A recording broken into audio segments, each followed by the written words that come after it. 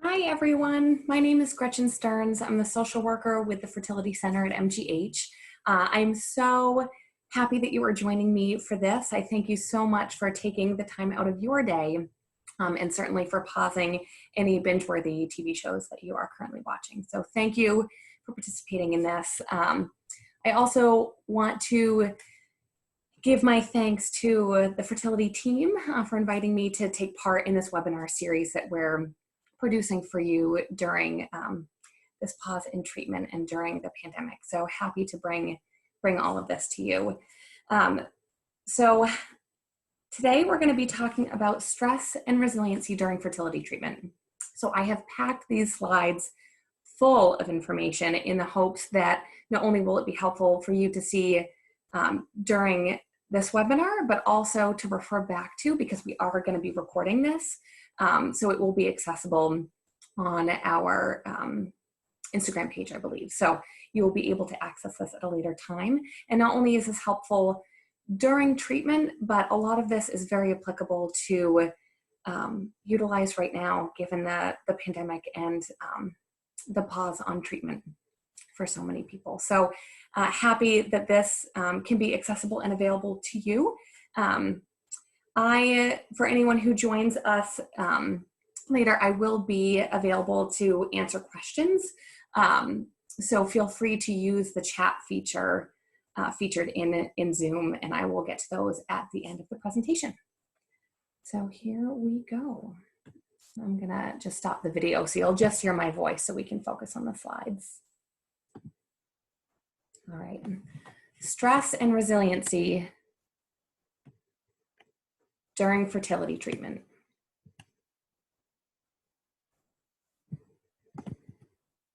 I want to take a moment here to just focus on our breath, using this image as a guide to breathe in and breathe out.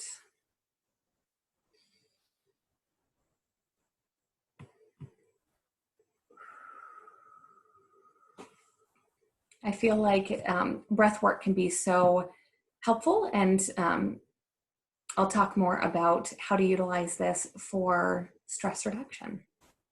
So feel free to utilize this image anytime. So a little bit about me.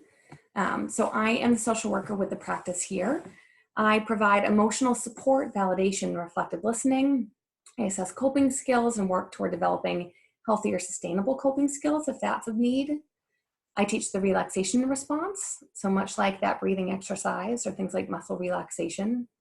I utilize cognitive behavioral therapy, also known as CBT, to address anxious and depressive symptoms. I create short-term goals for stress management and for engagement and better self-care. I provide support for couples and address communication patterns and how to engage in healthier communication. And I also help assist with referrals to therapists in the community if you're wanting to engage in longer term work surrounding psychotherapy or utilizing cognitive behavioral therapy. I also am part of the third-party consultation team. So I evaluate women and couples seeking to utilize third-party, including donor egg, donor sperm, or gestational carrier. And I do the evaluations for anonymous and known fresh egg donors, as well as gestational carriers. So you may be curious to know how to access me. So I am available and accessible. I'm right on the same floor with the Fertility Center. All you need to do is request a consult with me, either through your nurse or your doctor, and they will place the referral and get you booked to see me. So I usually do at least one initial consult, if not, with follow-up work, depending on your need. So that can vary from a couple of sessions to just the one meeting to a handful of months to meeting once a month. So there's a lot of flexibility in my role with the Fertility Center. So the learning objectives for this webinar, I want you to be able to understand the basic signs and symptoms of stress, the experience of stress during fertility treatment, how to strengthen your resilience, and also evidence-based treatment for stress and anxiety during treatment. So what is stress? So stress is a normal psychological and physical reaction to the demands of life. Our brains come hardwired with an alarm system for our protection. And when our brain perceives a threat, it signals our body to release a burst of hormones that increase our heart rates and raise our blood pressure. This fight or flight response fuels us to deal with the threat. So once the threat is gone, our bodies are meant to return to a normal, relaxed state. But unfortunately, the nonstop complications of modern life and often fertility treatment mean that some people's alarm systems rarely shut off. A small amount of stress can be good, motivating us to perform well at work, for a big project when we were kids on an exam, but multiple challenges daily can push us beyond our ability to cope. So stress can look like a variety of things. It presents itself psychologically, physically, behaviorally, and emotionally. Psychologically, we might experience ruminative thoughts, chronic worrying, impaired concentration, reduced or impaired judgment, feeling helpless, or feeling a loss of control. Emotionally, we could feel more irritable, feel nervous or anxious, feeling sad or depressed, feeling restless, a sense of isolation, low self-esteem, feelings of being overwhelmed, or feeling scared.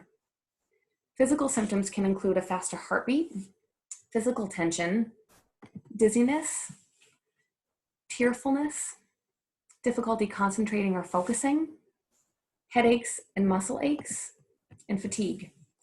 And behaviorally, we could see a change in our sleep or our appetite. We could see a change in work performance, maybe increased social isolation, or difficulties with communicating, seeking a sense of control, an increase in unhealthy behaviors, and feeling more impatient or having a short fuse.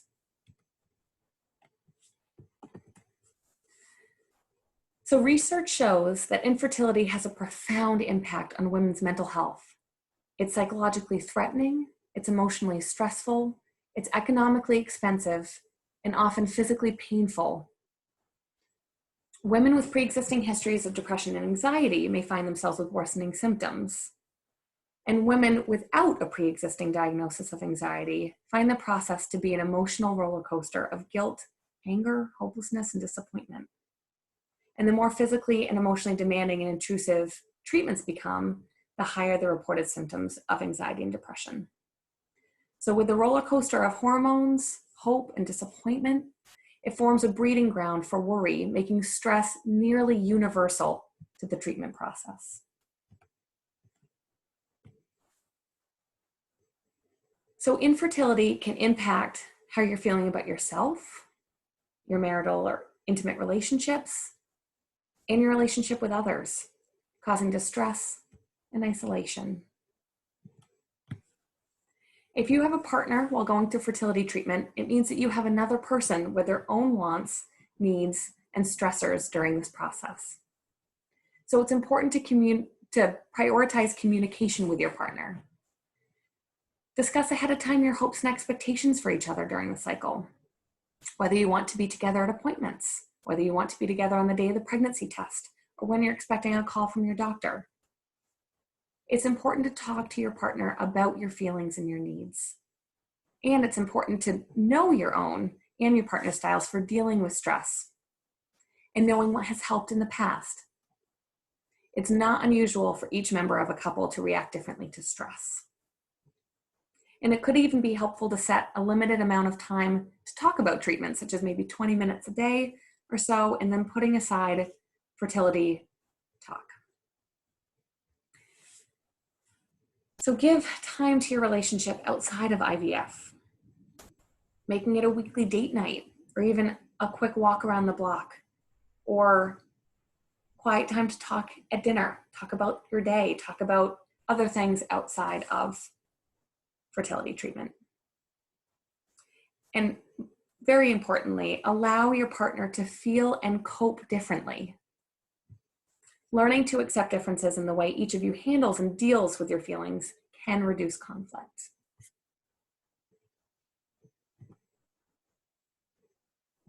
So support from others. So friends and family.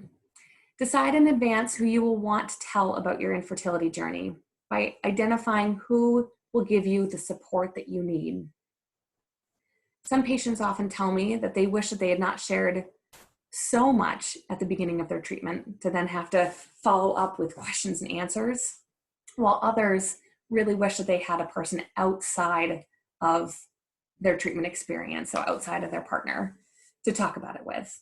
So it's really gauging what is going to help support you best. If that's sharing with a broader network, great. If that's limiting it to one or two people close to you or engaging in therapy, whatever that might look like, it is very helpful to have that level of support.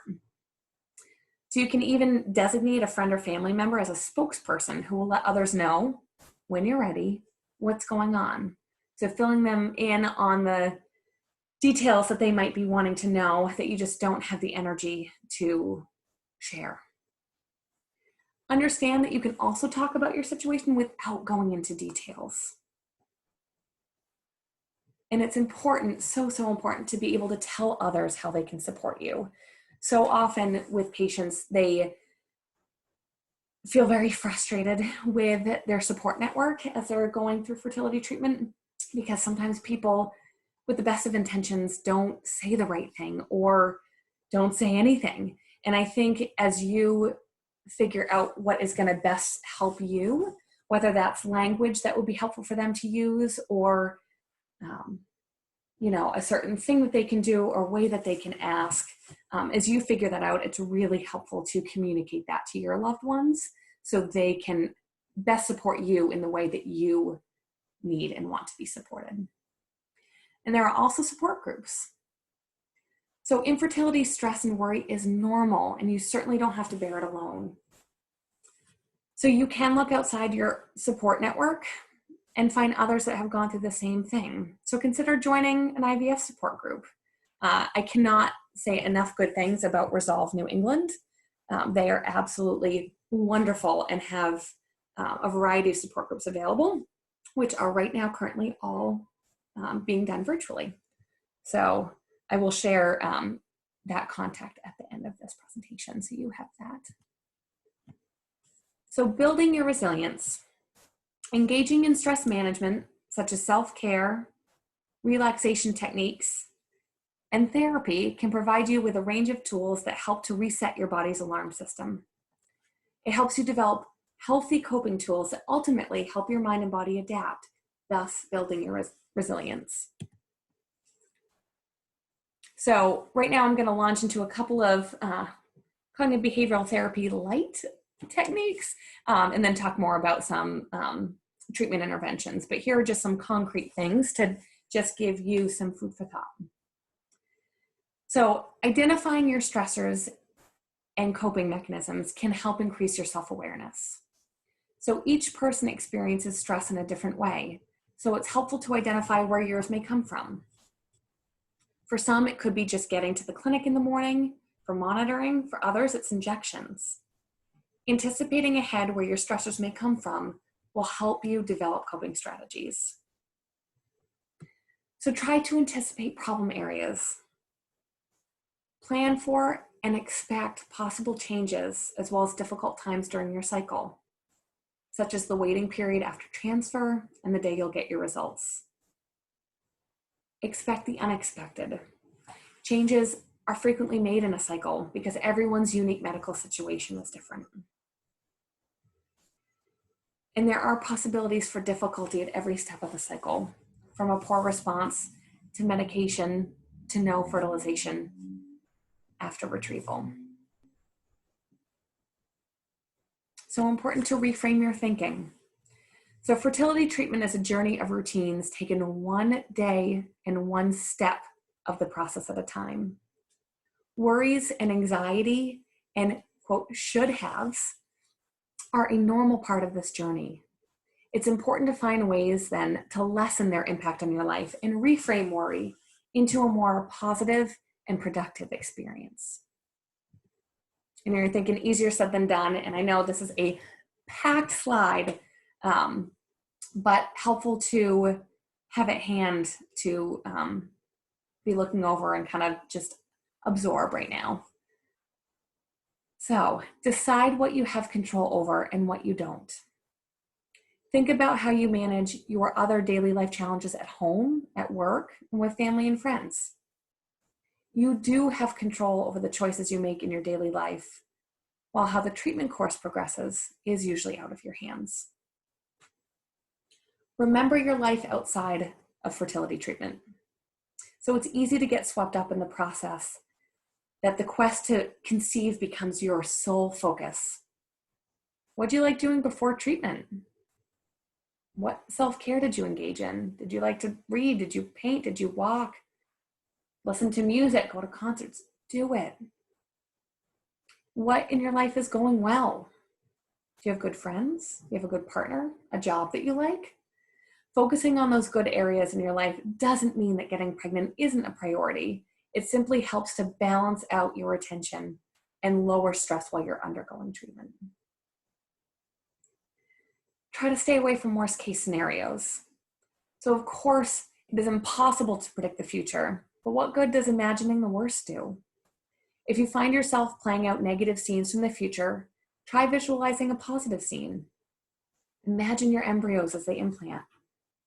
See yourself relaxed and calm, receiving good news from your doctor. Rethink those negative thoughts with more realistic ones. Remember that every IVF cycle is a new opportunity with a potentially new outcome. And do your best to stay rooted in the present. It can be so overwhelming to deal with the many details of IVF, the medication regimen, the monitoring, the instructions, and the potential outcomes. Sometimes it's just too much to take it all in. If you find yourself stressed about the process, bring yourself back to the present. What is happening in this moment? What do you need to do today, not tomorrow or next week? Focus only on the next step. Self-care, a favorite of mine. So do your best to add self-care into your daily routine. It's so important to take time for yourself during treatment. Add things to your routine that you legitimately enjoy doing. Add things that are healing. Try not to just simply add chores or the dreaded shoulds into your day that you don't enjoy. You can add mindfulness exercises like yoga or meditation, maybe a pre-sleep ritual or journaling that can help with the initial step of identifying worries. You may also find joy reading your favorite books or magazine, taking a walk, watching or binge watching a favorite show, or listening to music. Find what soothes you. Pamper yourself. Between the daily hormone injections, the blood draws, and the ultrasounds, your body takes a beating. Be sure to give yourself some TLC. Get a massage if you can. Treat yourself to a pedicure. Try acupuncture. Take a nap. Treat yourself to what you enjoy. You have earned it. And I just love this picture, 50 ways to take a break. Most of which you can still do during this time of socially distancing, but some really wonderful ideas here, and just a clever little fun drawing of it. I can't take credit for it, but credit's down way at the bottom in that teeny tiny writing. So there are also therapeutic interventions. So as many patients find ways to cope on their own, or they're able to get the support from friends, family, or maybe have joined a support group, some need additional support. So there's the option of psychotherapy. So there can be referrals made for short-term counseling, which helps to increase coping strategies or provides help with decision-making. I do a lot of the short-term work with, like I said, some engagement in cognitive behavioral therapy and mind-body work. So that piece of things is usually with me. So I am happy to get a referral for you and for us to start working together. But there's also interpersonal therapy, which focuses on improving relationships or resolving conflicts, cognitive behavioral therapy, and couples therapy. Those three are all longer term therapies that are offered throughout the community. So a little blurb and taste of cognitive behavioral therapy if you're not familiar with it. So CBT is a form of psychotherapy that emphasizes the role of thinking in how we feel and what we do. CBT helps to empower individuals to feel healthier in mind and in behavior by working to reframe negative thinking patterns into positive, more realistic thoughts. And like I said, you guys all got a taste of that a little bit before on my slide of reframing your thinking. So here, for example, you may catastrophize about your treatment cycle, assume you won't be able to cope, feel sure that you'll have difficult side effects from the medications, or worry about letting your partner down. So CBT helps you consider each of these thoughts objectively and then focus on problem solving. Asking, where's the evidence that you won't be able to cope? What is a more rational, fact-based way of thinking about this? What has previously helped you manage difficult, unfamiliar situations in the past? What supports do you need to manage your distress now? The behavior part of treatment focuses on encouraging effective, goal-directed behavior and limiting avoidance. So your anxiety might be stopping you from attending a support group or researching donor egg options. So creating an action plan that breaks down your goals into small, more manageable steps can help the situation feel less daunting. And there's relaxation. So given that infertility and its treatment often cause considerable stress, as we are learning throughout this presentation, experts recommend various relaxation techniques. There are breathing techniques, there's progressive muscle relaxation, body scanning, yoga, guided imagery, meditation, and grounding exercises, just to say a few.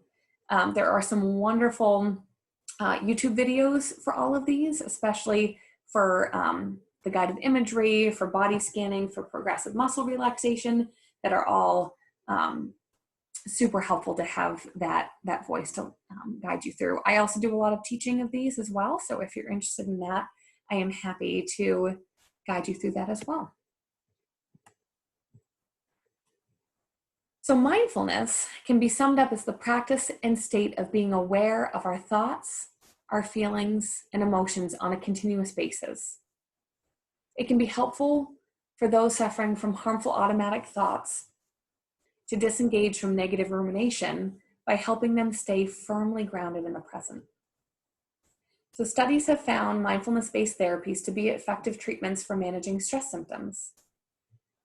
And unlike CBT, mindfulness techniques don't try to change negative thinking patterns or actively reduce anxiety symptoms, but instead it encourages non-judgmental awareness and acceptance of them.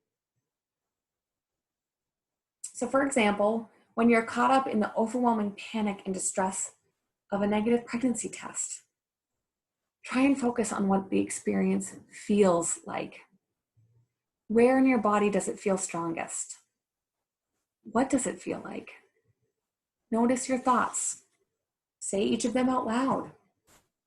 What happens when you stay present with your thought instead of pushing it away? And although it might seem counterintuitive, staying in the moment with difficult thoughts and feelings can help change your response to them and can increase your tolerance of them, thus building your resiliency. So I added in here several helpful apps. The Mindful IVF specific to IVF, but things like Calm, Headspace, Insight Timer are ones that I use regularly myself and always recommend to patients. They're very helpful in starting a mindfulness practice, and one that is attainable and doable and can be done in a few minutes, can be done when you first wake up, when you're eating lunch, when, before you're going to bed, or when we all return to work in our, commutes for those who are working from home currently. And certainly for those at work, using any of these can be a really, really helpful tool for managing stress.